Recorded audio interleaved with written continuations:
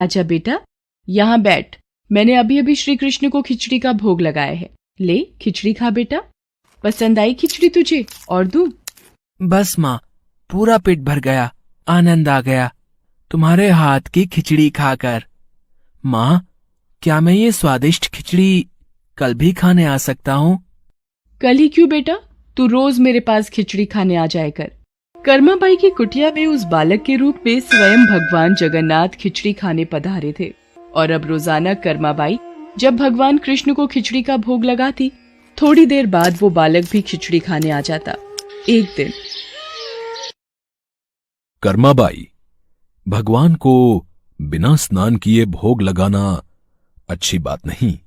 तुम रोजाना सुबह पहले स्नान आदि क्रियाएं करके विधि विधान से पूजा करके ही भगवान कृष्ण का भोग बनाया करो। ठीक है बाबा, अब मैं स्नान करके ही प्रभु का भोग बनाया करूंगी। साधु की बात मानकर कर्माबाई अगले दिन से स्नान करके पूजा के पश्चात भोग तैयार करती।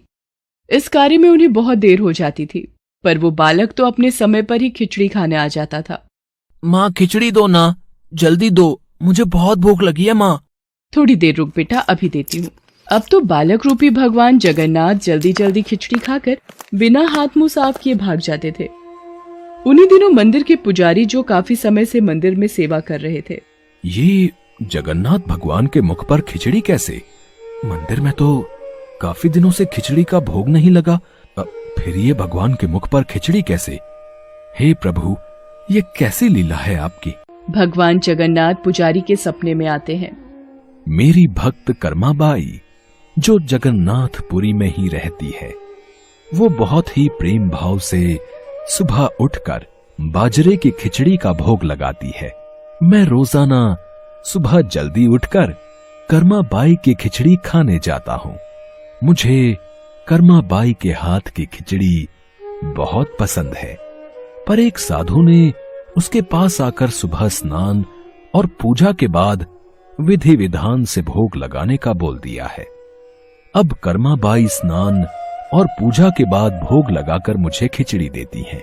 इन सब कार्यों में बहुत देर लग जाती है। मुझे बहुत तेज भूख लगती है। भक्तगण मेरा इंतजार कर रहे होते हैं, इसलिए जल्दी जल्दी खिचड़ी खाकर मैं बिना मुंह हाथ धोए वापस लौट आता हूँ।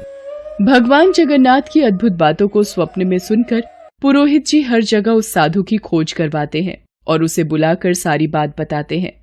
साधु घबरा जाता है और कर्माबाई के पास जाता है। कर्माबाई, तुम श्री कृष्ण भगवान की परम प्रिय भक्त हो। तुम्हारे लिए किसी नियम नीति की कोई आवश्यकता नहीं। तुम अपने अनूठे प्रेम से जिस प्रकार सुबह जल्दी उठकर भोजन बनाती थी, वैसे ही बनाकर भगवान का भोग लगाया करो। ठीक है साधु बाबा, अब मैं पहले की तरह ही सुबह जल्दी भोग बनाया करूंगी। अब कर्माबाई फिर से पहले की तरह भगवान कृष्ण को भोग लगाकर उस बालक को बड़े प्रेम पूर्वक खिचड़ी खाने को देती थी। ये क्रम कई वर्षों तक चला और एक दिन कर्माबाई परलोक सिधार गई। हे प्रभु, हमसे कोई भूल हो गई क्या?